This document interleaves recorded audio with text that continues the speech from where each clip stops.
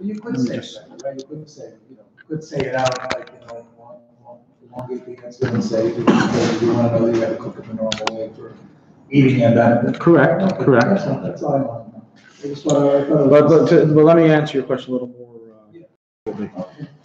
Will the benefit prohibitions involved in Basar beChalav, or let's say in chametz, where you're not able to benefit from it?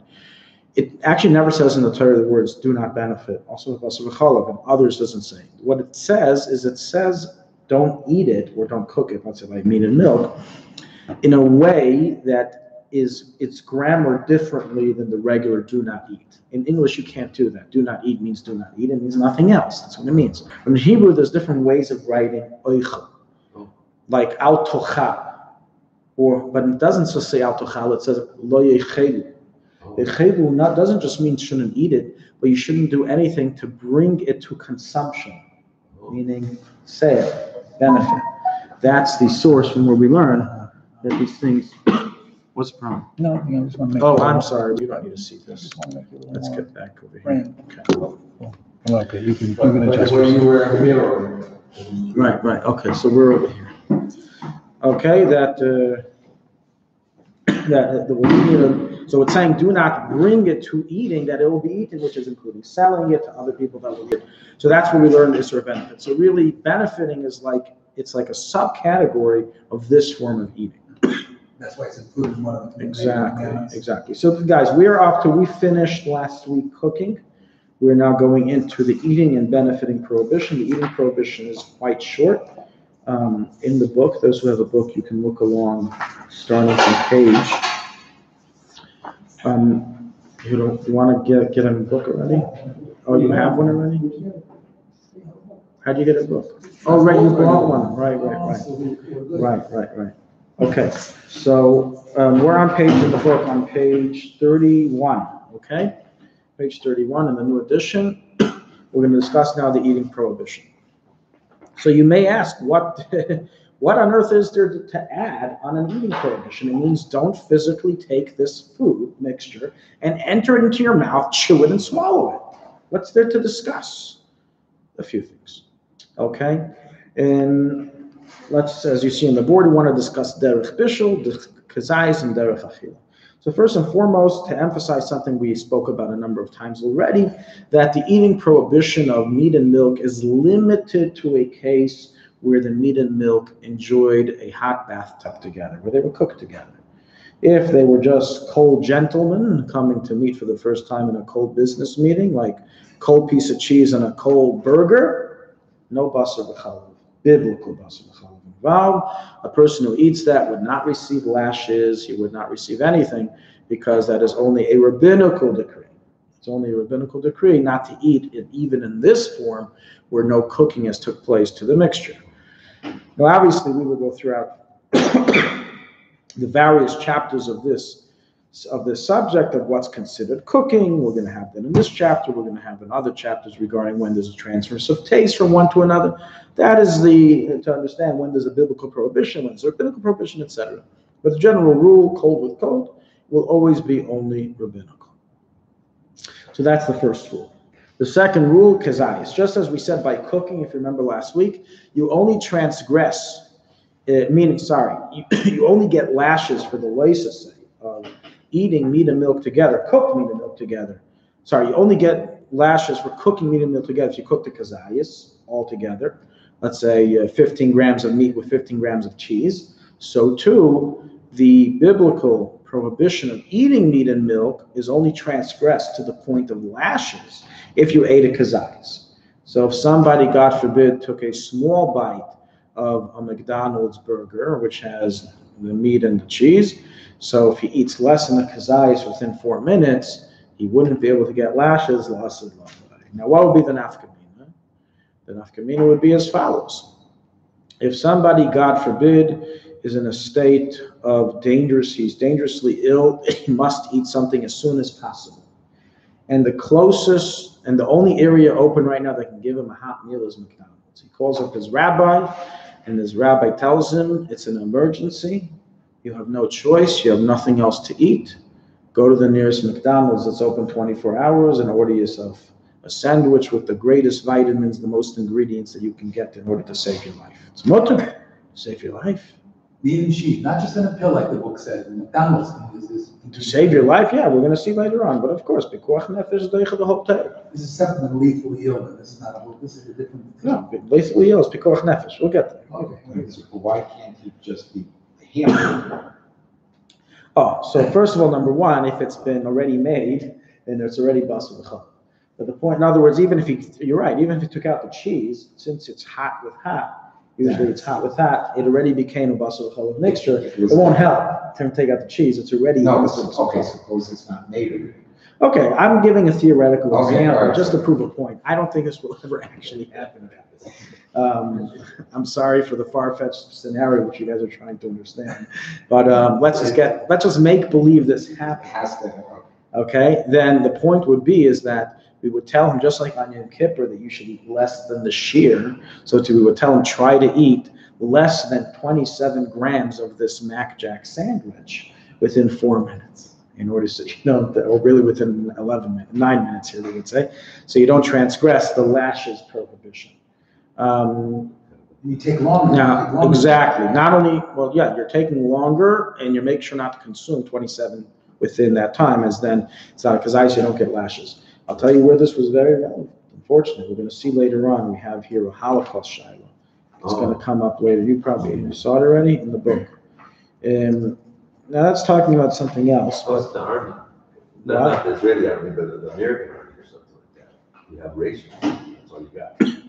Okay, so in the Holocaust, unfortunately, as we will learn in one of the later sections, is a shiloh about this. Not in this case; it's a different scenario, but it's similar to the ideas where if they didn't eat, they would die. That was their nutrition.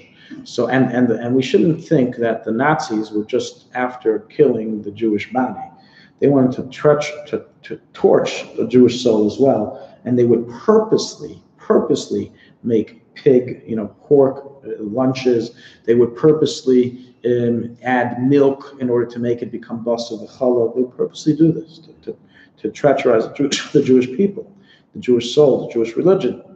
And so let's say in a case like that, there were people who would eat less than a kazayas within 9 minutes. They had to eat to survive. So they had to eat basar beChalav, but they would eat less than the shiur. And the reason is because even though even a tiny amount is biblically forbidden, like we explained last week regarding cooking, it doesn't reach the state of lashes. And just like down here there's a penalty of lashes, so too upstairs it's much more severe to the soul when a person consumes this amount. Okay, so that's the idea of a kazayas. But for practical... Can you take a break and then do it again? As long as you didn't consume 27 grams of the mixture within 9 minutes, there is no lashes given. But I said, other than a case of pikuach nefesh, there is no practical application to this. Either way, it's biblically forbidden, right? Chetzi shir asur min ha'Torah, that's the famous line of Rabbi Yochanan versus Reish Lakish, that even half the measurement is biblically forbidden. In other words, some may have thought, and this was a position of, I believe, Reish Lakish, that when the Torah gave measurements, it means less than that measurement is okay. So you can go to a McDonald's and have a Mac Jack burger and just make sure to eat it in increments of less than 11 minutes of 27 grams. Can you believe such a thing? And so this is Chatzishir is mutter. Rabbi Yochanan says no. Chatzishir is also not Torah. The whole idea of the measurements is just so you don't get lashes. It's just for the lashes, but for the biblical prohibition, it applies as well. So I like applying it also regarding classes. Chetzi shir asur min ha'Torah, to show up for half a class is biblically forbidden. You got to show up for the whole thing. Anyway, okay. The next point is a very important, very interesting point. It opens up Pandora's boxes to other areas of halacha, which is called derech achila. In general, all the eating prohibitions of kashrus only apply when a person consumes the ingredients in the normal method of consumption, meaning you open your mouth, you chew, and swallow. That's how normal people eat. If you ate a non-kosher food in that method, you have officially transgressed the eating non-kosher prohibition. However, if somebody consumes non-kosher food in a funny way, not meaning he's wearing a funny hat, but just he's consuming it in an abnormal method, he does not transgress the eating prohibition of non-kosher foods. Let me give you an example. If somebody took hot chalav, he melted fat of an animal, whatever non-kosher fat, or the chalav, the non-kosher chalav, which is a sikaris of a cow or any other non-kosher food, and he melted it, and he had it pour down his throat, and just pour down. That is an abnormal way of eating. He would not biblically transgress a prohibition. For a cheeseburger or anything, why do you make that? Well, In a normal way. I gave a practice. How you gonna pour a cheeseburger down someone's mouth? Blender, you make it and put it in the blender, do it. Well, you said Okay, last yeah. time you gave the example of going to the berries, That's another one. you said the hot spring, you cook it. Well, no, that's an abnormal way of cooking. Very good. So just like by cooking, we had an abnormal way which made you exempt. So too, we have an abnormal way of eating. Okay, you're eating the cooked product normally, but it was cooked abnormally. Here, your cooked product was cooked normally, but you're eating it abnormally. Okay, so this is called non-derech achila. What's your? It's not enough just to, like, for example, when you have to tear off toilet paper, you use it with your different hand or something like that. It's not enough. No. As I said before, it doesn't matter if you're wearing a funny hat. You can look like a clown. I'm eating it. No, it has to be a change in the actual consumption of the food. Okay, which means from your mouth and inwards. It's nothing to do with which hand brought it into your mouth. It's also the concept of Shiur in another. Right, it's similar to shinoi, but that's not the heter. The heter, the reason why it's not biblically forbidden is because when the Torah forbade eating, it forbade it only in the normal way of eating, the derech achila. That was part of the protocol of the prohibition. So I'll just give an example, okay?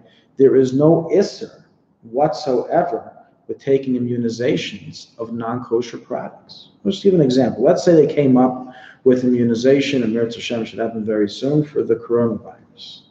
And everyone's taking it, Baruch Hashem.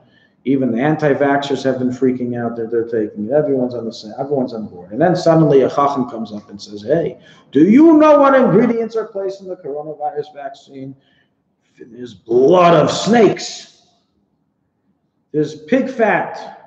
And he lists you 150 ingredients of non-kosher animals. You're consuming every non-kosher ingredient that ever existed. And yeah, let's include Basar. Well, no, don't include Basar. beChalav, don't go there. No. We'll get there soon. Don't. Right now, just other stuff. Okay? So the halacha would be in such a case, we would tell the person, kol hakavod in your discovery, we wish you much success in future research, but your research here has absolutely no halachic meaning, because this is not the normal form of consumption. When people in Asia consume snake blood, they don't shoot it up their veins. They drink it like a delicacy. They drink it. Okay, that's the normal way of drinking snake blood. When they consume other foods, it's taken the normal way. This is not the normal way. And that's why all the poskim, when vaccines first became popular in the 50s and 60s, and becoming kind of mandated by society and civilization, there were some individuals who, raised the flag. Hey, it's not kosher ingredients. It's not kosher ingredients. What are you doing? And all the poskim came out and said, unanimously, that there's no issue with this. It's not the normal way of consumption. So I don't care. You can prove to me there's non-kosher ingredients in it. It makes no difference to us. The Rebbe also has a letter addressing this, and he says the same thing. It's already been paskin by all the Rabbanim and poskim that there's no chashash of kashrus with the vaccines, not because there aren't non-kosher ingredients, but because it's not a normal way of consumption and wouldn't be prohibited even if you were to prove to us all the non-kosher ingredients. So that's a general derech achila. The state of the health of the recipient is not. No, it doesn't matter. Non-derech achila, it doesn't. In this type of non-derech achila, it doesn't matter, because this is a clear non-derech achila. Okay. Because we're not doing Basar beChalav, then it's not beneficial. I see you already read the prayer. Okay, we'll go. So good presumption. Let's wait on Basar beChalav. I wanted to preface the general rule and then get to Basar beChalav, which is what we're here for.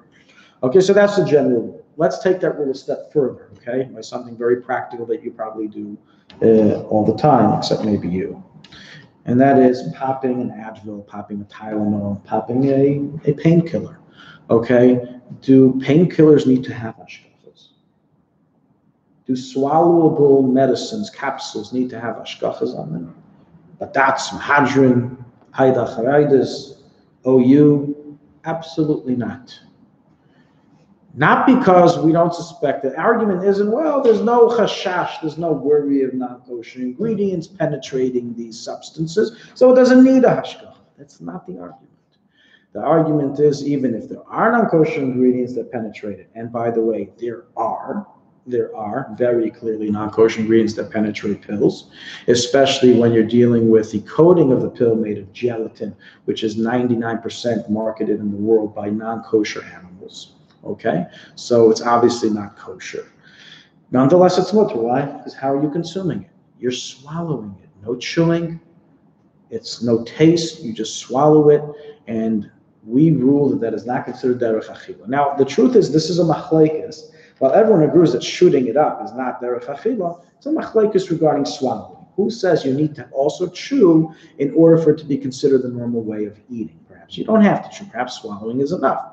The Maisa, we rule, as majority of places, maybe to be Yehuda and others, that if you don't chew and you just swallow without chewing at all, it's not considered a normal way of eating, and that is the basis of the heter of why you can buy Advil, even if it contains a gelatin capsule and has no hashgacha. And someone tells you, how can you buy this? You know what gelatin is made from? It's made from this and that, and the bones and the flesh of the pigs, etc. I don't care. It doesn't matter. Supplements also? Huh? Supplements also would count as Since the swallowing is under a little bit of a controversy, we only use it in a time of some medical issue.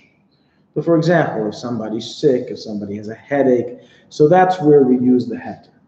But let's say vitamins is first, number one, many vitamins are chewables, and there's no heter law, it's derech achila, so it doesn't apply to any chewable. Even to a non-chewable of a vitamin, since it's something that, if it's something that doesn't, it's not a medicine for an immediate reaction, then we're more particular that it has a hashgacha. Vitamins need to have hashgachas, and they do. The OU and all the hashgachas provide hashgachas for vitamins, but for medicines, you won't find hashgachas really. It doesn't exist, because there's no issue. No, the Pesach list, that's something else. That's for chametz. That's something else. The chametz is another story. Now, so with that preface, let's talk about Basar beChalav. Do the laws change about Basar beChalav? And the answer is yes, they do. Not because there's a benefit prohibition. Nothing to do with that. Because the same way we say and argue that it's mutter to eat, and it's mutter to consume non-kosher if it's not derech achila, we can argue and say it's mutter to benefit if it's not derech hana. Right? Say the same rule. And the fact is, we do say that rule by chametz. By chametz, we say that it's mutter to consume chametz in a way that's not derech achila, even though chametz is clearly asur b'hana. Chametz is clearly forbidden in benefit. It contains that aspect as well, just like Basar beChalav. But regarding derech achila, it retains the heter. And therefore, somebody who is ill, somebody who is sick, and needs to take a chametz medicine, he may do so if it's not derech achila. And that's why min hadin, even on Pesach, your Advils don't need a hashgacha. Not because we say there's for certain no chametz involved, but because we say we don't care if there's chametz involved, because you're not feeling well, and it's not derech achila, and the non-derech achila rule applies even during Pesach. Now you may ask, why didn't the sages make an injunction here? If I were the sages, this is horrible. People are going to come and start eating chametz and start eating things in a non-normal way and come to transgress. They did. And that's why I said before, only if you're sick. On Pesach, it's only if you're sick that you're allowed to do this. But that's when usually people are taking medicine, when they're sick. And that's what it's for. So therefore, we see that the derech achila heter penetrates even to chametz by Pesach. The question is, what about Basar beChalav? So the fact that it's prohibited in benefit has no play in this matter. The answer is as follows. Basar beChalav is a very unique prohibition, as we've already been learning, also in the fact that it loses the derech achila heter. No allowance of derech achila. To put it very mildly, put it simply, if you have a pill that's made of Basar beChalav, it contains a biblical prohibition to consume. So it's better heter to consume a pill made of lard, pig fat, in non-derech achila method, that's mutter, than to consume kosher meat with kosher milk that's been cooked together in a pill and put into a pill. Because derech achila always remains forbidden. Now, this doesn't mean, non-derech achila is being forbidden. Now, this doesn't mean that there's never a heter to consume basar beChalav medicine. It just means that to be allowed to do so, you would have to reach a state of lethal illness. If you reach a state that this medicine is, if you don't take it, God forbid, the doctor said there's a chance of death. It's, let's say the guy has very high blood pressure, and this is the only alternative available for him to lower it. It's deadly. The guy has diabetes, a deadly illness. So then, of course, we allow it without problem, even if we don't care. Even if it's beChalav, it doesn't push away pikuach nefesh. But when there's non-pikuach nefesh, we don't apply the heter of non-derech achila because there is no such heter by basar beChalav.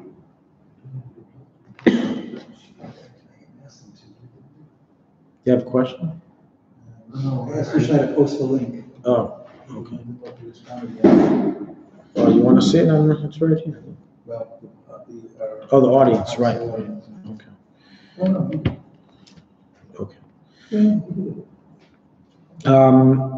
Now, but there's a little bit of a catch to, so everything I said so far is clear. There's just one more point to add. This even non-derech achila prohibition is only in a case only by a case of biblical basar beChalav mixtures, meaning actual beef of an animal with actual cheese or milk of an animal. But let's say it's only a rabbinical mixture, it's just chicken with cheese or milk, then it would not be under the non-derech achila prohibition. You would have all the classical heter. So that wouldn't be an issue. Now, I'm not aware of any medicines that contain basar beChalav in them. I have no idea.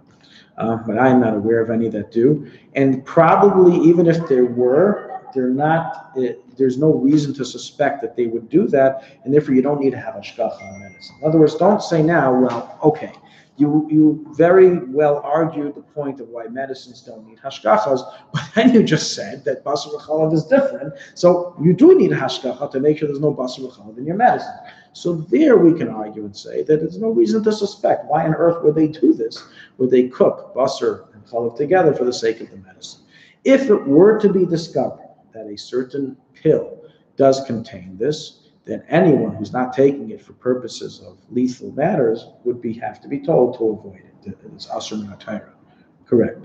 But until that, we don't have to suspect every product has such ingredients. Okay? Ground up cheese, if there were such a thing, it's cold, never cooked. Remember, that's just rabbinical. Right. It would be very specific for it to reach a state of prohibition. The meat and milk have to be cooked together, and as we'll learn later on, they have to be cooked together without other ingredients involved. We're going to keep that in mind. I'll explain that later. But if they're cooked together with other ingredients of the medicine, there may not be a basar beChalav prohibition here at all. So it's a very specified case. It was called not difficult. Rabbinic example of a pill. A rabbinic pill that is rabbinic. Correct. Would be part of the heter of non-derech achila, so you can swallow. Swallowing and not chewing. Correct. I remember you said something about spoiled food and bitter taste or something. Did you say something in that same section? Correct. So it's also true that basically, let's say a pill that's bitter, even if you end up chewing it, if it's a bitter pill, then, or let's say, for example, someone who has trouble swallowing, they don't swallow anything. So what they can do is dissolve the pill in water, and if that mixture is bitter, that's also considered not derech achila. Because basically, the way of eating is to eat things that are tasty. That's the bottom line. Right? We all agree on that? Whenever we want to eat tasty food. We don't eat things that aren't tasty. It's one of my biggest battles at home is to get kids to eat their food. And they say, I don't like this, I don't like this, I don't like this. So it's, it's out of coercion that they have to eat dinner sometimes.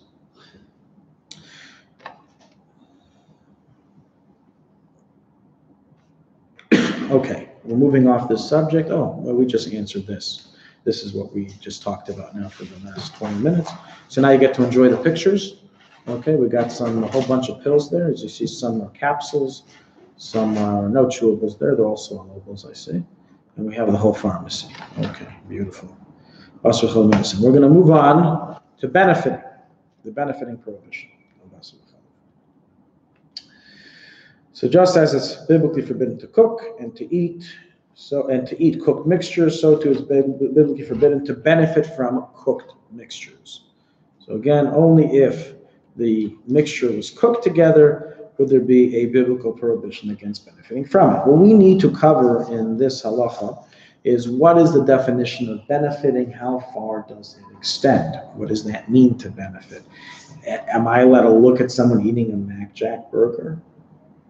I like looking at him eating it. Is that called benefit?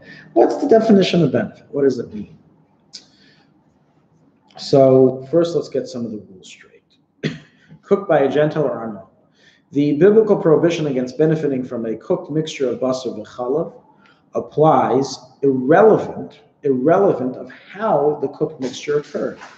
There is no precondition that if a Jew cooked it, then it becomes biblically forbidden in benefit. It makes no difference who cooked it. So if somebody, as I said last week, was running out of a McDonald's and he gave you, you look like a poor guy, so he gave you 3 sandwiches of you can't sell it to somebody else. But I didn't do the cooking. It doesn't matter. There is an independent, individual benefit prohibition on all Basar beChalav mixtures, irrelevant of how they happened. Even if they happened on their own. Even if there was a fire and it caused the cheese to melt on top of the meat, I want to now sell it to my next door neighbor, you can't. Happened on its own. I had no involvement. Doesn't matter. So that's number 1. Number 2, the Isser applies even by irregular benefit. The same way we said earlier that by Basar beChalav there's an eating prohibition even by irregular consumption. So by benefiting, there's an Isser even by irregular benefit.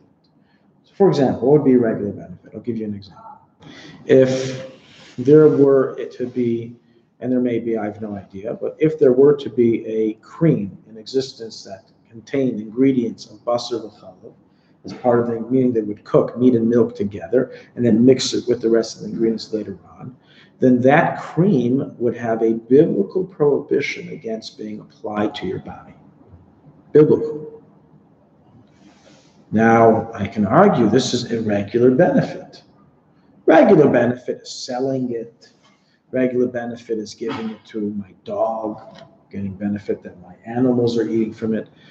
Rubbing it into your skin is considered an irregular benefit, and that's why in the laws of chametz, the rule is, if a person is sick and he needs to have a medicinal cream rubbed on his body, it's mutter even if it contains chametz. Now, usually it's mutter anyways because it's not fit for eating. It's not a human food, so it has a different heter. It's no longer chametz because it's not fit for eating. Well, let's make believe that heter doesn't apply. Let's make believe this was a flour substance, which is complete chametz. We can't own it on Pesach, but let's say we go to the doctor takes some flour, mixes it with water, lets it sit for 20 minutes. He then takes the mixture and he rubs it onto the skin for the person's rash to go away that's really causing him a lot of pain. Mutter. Why? It's not derech hana. It's not the normal way of how the benefit of this product is used. So therefore, also by a creams that would have chametz inside are not a problem in Pesach to use at all. Unlike the common misconception, they're not a problem to use in Pesach. You don't need a hashgacha. They don't need to be on any list. You don't need a list. Now, Basar beChalav, we said non-derech achila is asur, so to non-derech hana is asur. So in such a case, it would be asur, unless, of course, it's lethal, as we said before, for lethal illness. But outside of those parameters, there would be a biblical prohibition to apply such a cream onto the body. And we're going to talk about that a little more when we get to shampoos and cosmetics, so let's hold on to that, the idea of regular benefit. Lashes will be the same thing. Regarding lashes as follows. There is a machlekes amongst Rishonim and Poskim as to whether one receives lashes for benefiting from Basar beChalav. In other words, that while everyone agrees that the cooking and eating prohibition carry lashes, if it's a kazayis, by benefiting, it's not so simple. Some say that the benefiting, since it's a subcategory of eating, it doesn't reach the parameter of getting lashes for it. In other words, we can't consider it when you benefit as if you really transgress not eating. So we can't give you lashes. It's a machlokes. Okay. There's no real nafkamina regarding this. It's only in the times of Mashiach. But that's just good to know that there's a dispute regarding if lashes would be applied, the penalty of lashes would be applied in such a case. Right? Just like by eating that we say even chetzi shiur is asur, even less than a kazayas is asur natar. So that by benefiting, you cannot benefit even from the tiniest amount of cooked meat and milk, and there is no measurement of kazayas for the prohibition. Any questions? Straightforward? Am I boring everybody? You didn't answer that question. Pleading the fifth? I asked, am I boring everybody? Good. Okay, so let's move on. We're now going to get into some serious questions regarding the benefit prohibition. Now, what's interesting is that in the Shulchan Aruch, there's a lot of material about this, but it's scattered. If you look at the footnotes of these pages, you'll see that I have many different chapters cited here. So that's one of the advantages of the course, and the way I set up the book is that it compiles everything together, so you don't have only bits and pieces, and you already forgot the previous pieces when you get to the next pieces. So these are things that are collected from various different chapters in Basar beChalav, all dealing with benefit. We're all going to learn it now together. We're not going to do it again. So this is the area that we're learning it now that we're dealing with the benefit prohibition. So our first thing, first is basics of the benefit prohibition that prohibits a person from selling the mixture. So if it happened, you can never sell it to another individual because that would be benefiting from the money, or even if you're not getting money in exchange, the guy tells you, here, you give me the Basar beChalav and I'll give you back, I'll drive you something. It doesn't matter what the exchange is, you cannot receive an exchange for the product of Basar beChalav. Furthermore, it's not even allowed to be given as a gift.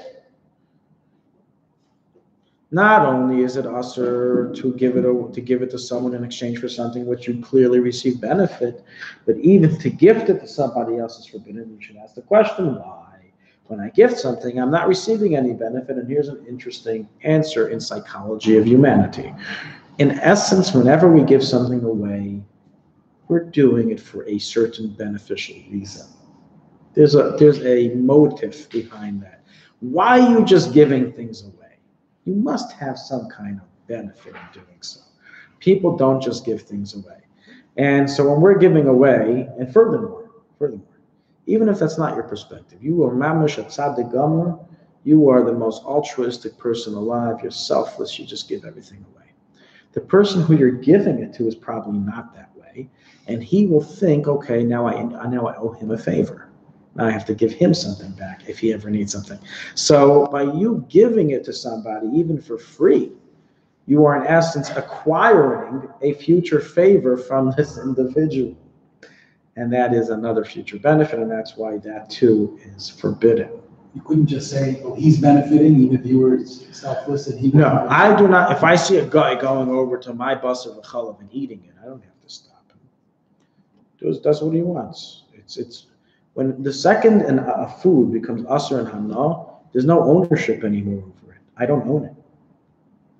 So it's discussed regarding chametz. It's very interesting. It's a very interesting, you can call, I guess, economic or civil discussion. Discussion in civics regarding an economy. What's the definition of ownership of an item?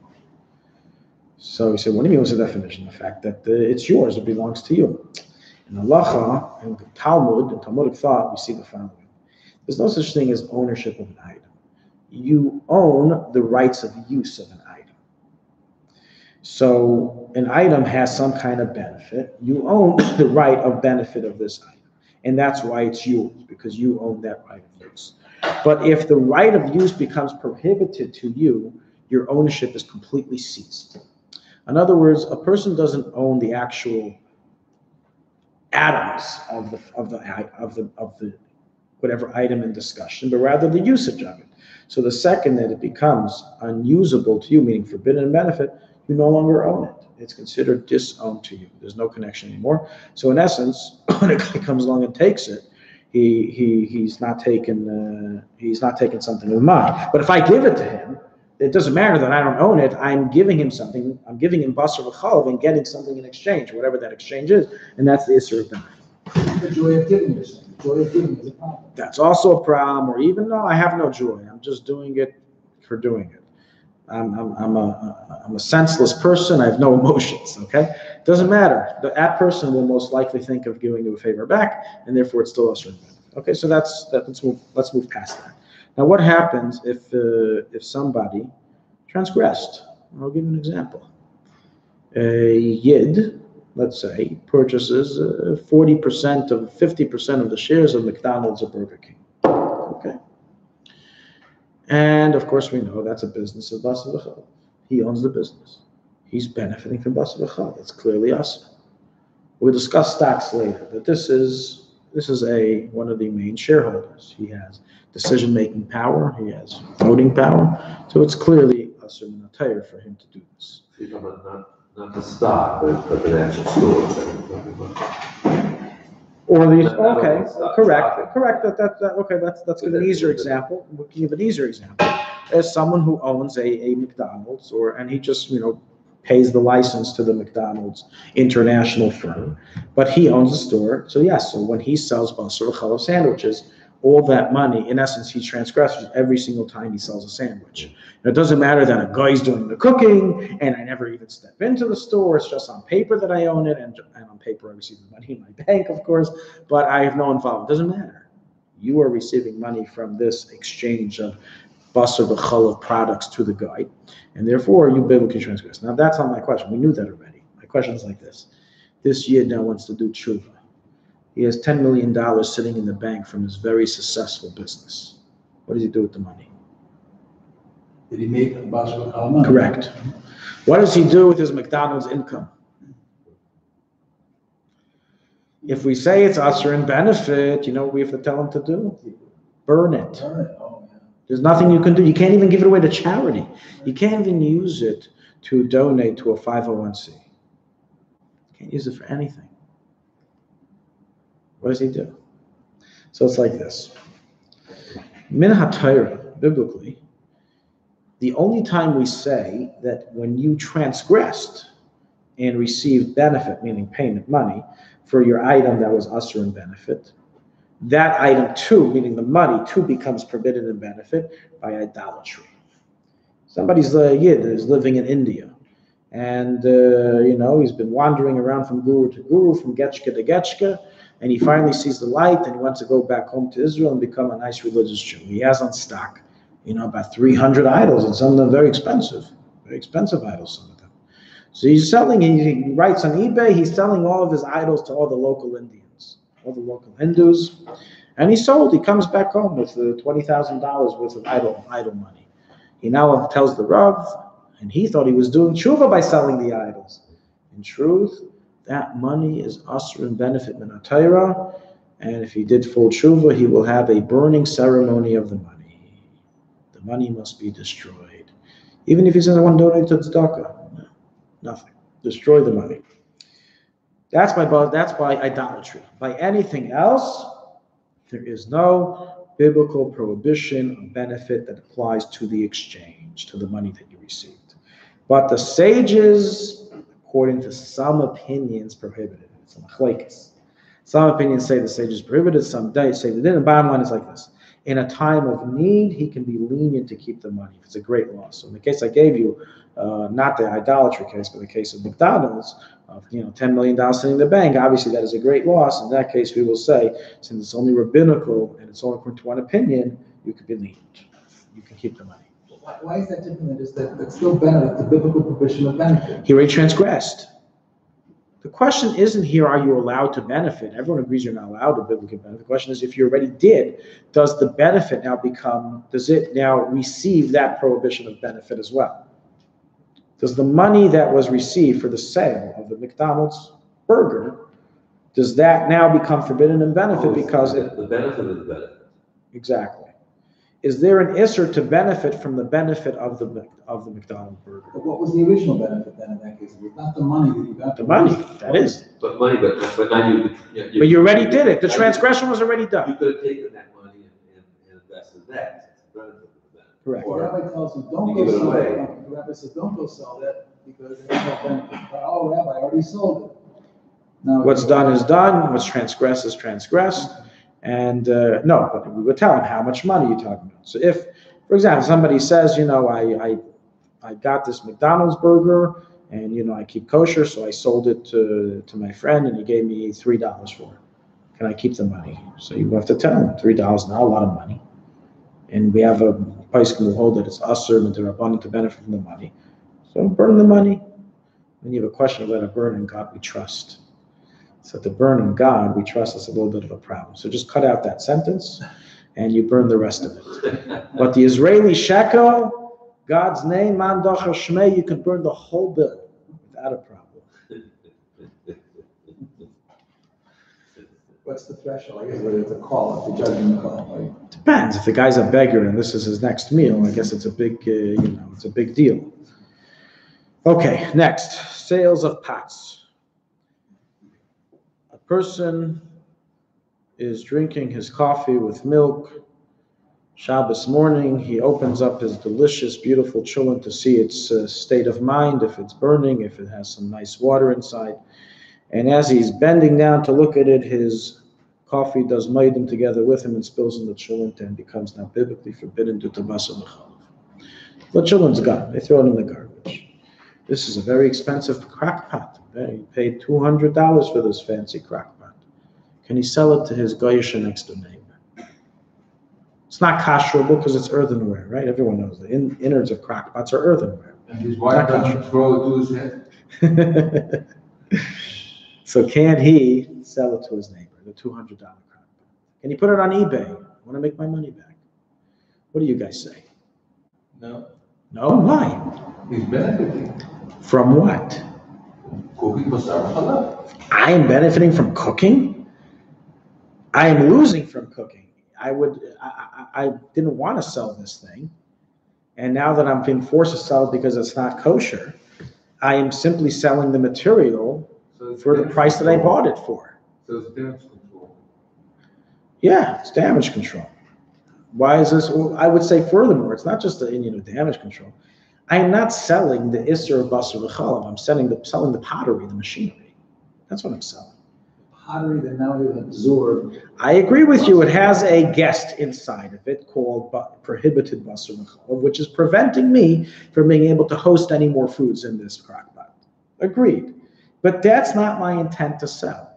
Or how about this? I'll tell my next door neighbor, I'm selling you this crock pot for a good deal, $150, but I'm not selling you the absorbed taste of meat and milk. That I'm keeping.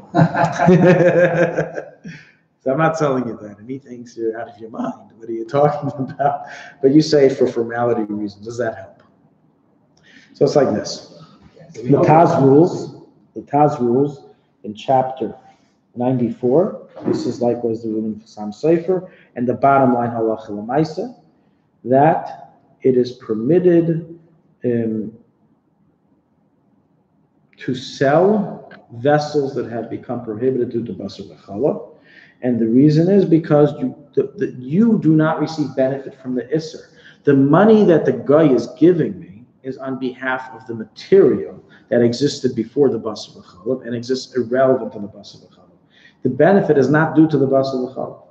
If I told this guy, oh, by the way, I cooked Basar beChalav in here, would he pay me more? Would he pay me less? He couldn't care less. It makes no difference to the price. So from an economic perspective, you are not benefiting at all from the fact there's Basar beChalav in this crock pot. I agree that you're benefiting from selling a prohibited crock pot, but what's the history of it? The history is that it's a kosher crock pot that just absorbed non-kosher Basar beChalav. And so therefore it doesn't have ability. So it's a chiddush, I agree with you, but that's the halacha. So you are allowed to sell vessels that are prohibited Basar beChalav. That's the bottom line law. It can't be grouped at all, and another problem we grouped in as a whole, the laws we did last time about the giving a goy needed milk or We'll get to that. Oh, this business. It's business-related items. We'll get to that. But that's benefit from the actual meat and milk. This is the pot. This doesn't apply. That's The pot. That's the chiddush. That's why it's mutter, because it's just the pot. Now, what about if I don't want to sell it? I want to start using the crock pot, I don't know, to store my knives inside. I don't know, to store things inside. To use it, as a laundry basket. I don't know, whatever. That would be the irregular benefit you're talking about. Well, I think it could, well, it is irregular in this circumstance, I agree with you. But even irregular benefit is asur b'beChalav. The question is, is this considered a benefit? So the answer is that it's mutter. Because here too, the benefit I'm receiving is not from the meat and milk that's inside of it, but it's from the actual body of the item. And therefore, it's not included in the prohibition, even rabbinically. It's mutter even lechatchila. So the example that's given on page 34 from the Taz is that you're even allowed to heat up bathing water in this pot. So I can heat up water to take a bath. I could take a bath in a bathtub that had basar beChalav cooked in it. Wait a second, that's an absorption though? Because I'm not benefiting from the absorption. Is my bath any better or worse because there's absorbed basar beChalav in the kli, in the vessel? The water now I'm not drinking the water, I'm bathing in the water. That's benefiting. From the water, not from the basar beChalav additive. You're not drinking, you also. I hope not. Okay. So that's the heter. It's a fine line, but that's where the heter falls out. So we see that it's not a lost case when somebody becomes asur as a basar beChalav. The item, the food is a lost case, but the item is not a lost case. I think some sage would have chimed in and said, lest you come to throw this back in the regular pots if you keep it right. So here I wrote that you have to make a distinction on it to make sure you will remember that it's not, part of your kalim, part of your kosher kalim. 100%, you have to be safe, kashrus safety, and therefore put a sign on it, write treif on it in big red letters with a permanent marker or paint. That's what we would do in the army, we would paint it red, and that's a way of distinction. It's as is recorded in the Mechaber 94.3, it is even mutter occasionally to use it for food. Not to cook food, cold food, to store cold food, dry cold food, to store apples, to store oranges, store lemons, mutter. Because again, the benefit is not from the basar beChalav absorption, but from the material. And there's no chance that the absorbed taste will ever jump into my apple. How will that happen? It can't. Scientifically and halachically, it won't happen. So there's no problem with it whatsoever.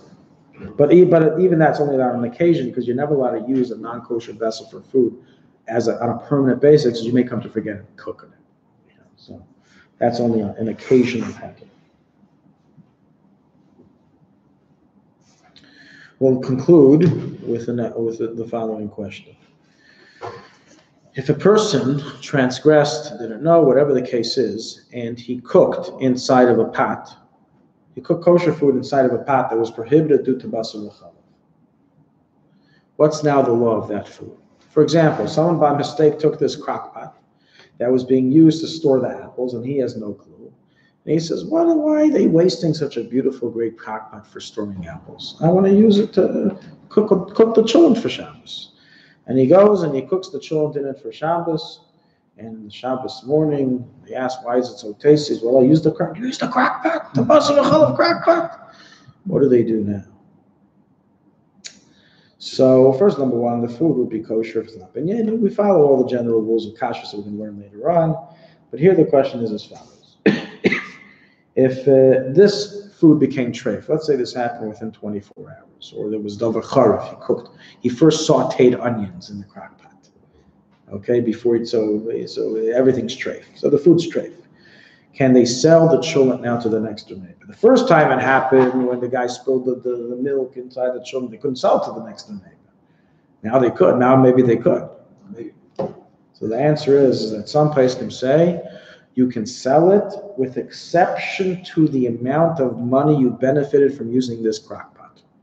So if the value of use of this crock pot was, let's say the cholent is worth $50, $2 was the value of use of this crock pot for making the cholent, then I sell it for $48. don't completely understand the concept of value of the property. How do you arrive at a price for that? All right, that's a great question. I have no idea, but that's what the place If you would record. if you would rent the boat, Right, okay, correct. So on Correct. Amazon, how much does it cost to rent it? Right, correct. That's how you would evaluate it. But this is theoretical. Obviously, not going to happen in anybody's home. I hope not. But the point is that let's be, you are renting for catering the kitchen, right. right? And you make a dish. And there the dish, No, that's a good case example. there the dish, you cooked it, and then the owner of the catering, the kitchen comes and you say, oh, you used that pot? It was a not Basar, kosher." but it was a beChalav pot just today. So the food is tray. If you want to sell it to a guy, you want to sell it to the caterer wants to sell it to a guy, so he can sell it minus the value of use of the pot. Because You can't benefit from the beChalav. The renting of the kitchen, basically. Yeah. you can sell it, you said. Yes, you can't sell it. Even though it's treif, but why is it treif? Because it absorbed basar beChalav. It's not treif because it is basar beChalav. It's treif because it absorbed basar beChalav. So if you sell it minus the basar beChalav pot value, then you can benefit. But others say that even that's not necessary. Other places will say, they use the same argument I said earlier. I'm not benefiting here from the basar beChalav taste. I'm benefiting here from the pot itself, and that's kosher. So bottom line is, in such a situation, that we rule that it would be mutter and you don't have to redeem anything, and therefore you can just sell the food and you don't have to worry about doing a calculation of value of use. Okay, we'll conclude with one last thing. What is one to do with the mixture of basar and beChalav? If God forbid it happened, the guy spilled his milk into the cholent. What do you do with the cholent now? I can't do it, right? I can't give it to a guy. I can't feed it to animals. I can't do anything. So what do I do with it? The burying of the burn. Throw it in the garbage? What do I do with it? Right, we said that. So the answer is the Mishnah in the Sech. This is an answer given. Answer is given in the Mishnah in the end of Tamura 33b, and it says to bury it, kavura, make a lavaya, bury it in the Where do you ground. let the sea come in? Or it's an option to throw out the sea. One second. Okay. The option given in the Mishnah is to bury the basar beChalav. So you'll take a shovel, you'll become what are they called? Grave digger for a day.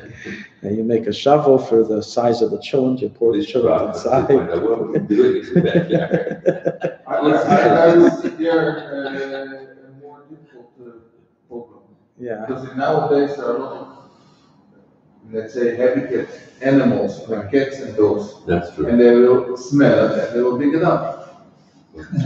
Dig it deep. Secret. 6 feet under. Dig 6 feet under. Believe me, they're not digging all that up. Put it 6 feet under, pour the cholent inside.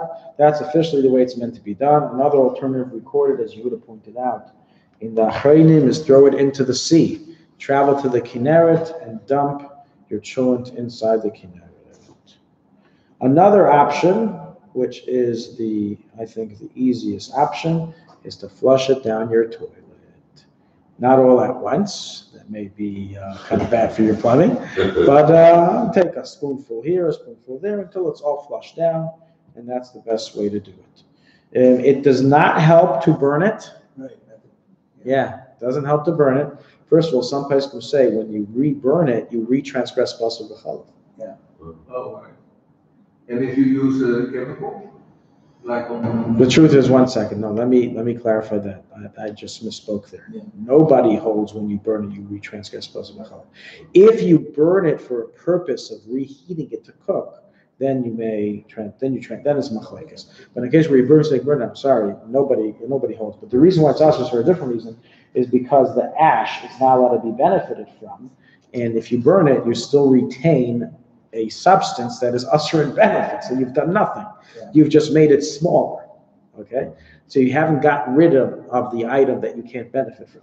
So therefore you're required to burn it, and that's what fully gets rid of it. It obviously does not help to throw it in the garbage or in the street, because then animals have access to it. So as I said before, your options are bury it 6 feet under, throw it into the sea, or flush it down your toilet.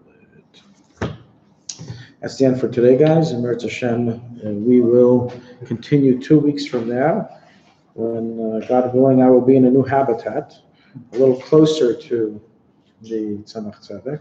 Oh, you are very. So we're moving into Meretz Hashem tomorrow night, Thursday morning, and it's down Rehov Bar Yochai. It's right next to Aaron Choi's Svarim store. You know the Aaron Choi's Svarim? Yeah. So it's right next to that store. Same side of the street? Well, it's down the steps. There's 5 steps you have to go down. Oh, Well, it's not on the actual street. It's really close. Yeah. Right there, right at the beginning. And I'll tell you a little secret. The building that we're renting has a mikveh inside. A working function? Well, I'm going to try to make it a functioning mikveh.